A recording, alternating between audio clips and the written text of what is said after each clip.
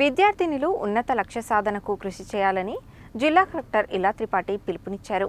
ఇందుకోసం ప్రభుత్వం కల్పిస్తున్న సౌకర్యాలను సద్వినియోగం చేసుకోవాలని సూచించారు.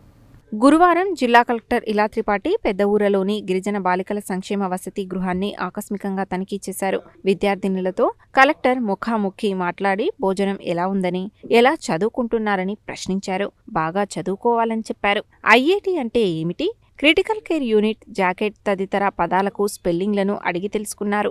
అంతేగాక కాకతీయ సామ్రాజ్యం, ఇతర సామ్రాజ్యాలు, మహాలక్ష్మి దేవత గురించి అడిగి వారి తెలివితేటలను పరిశీలించారు. ఐఐటి సాధించేందుకు లెక్కలలో పర్ఫెక్ట్గా ఉండాలన్నారు.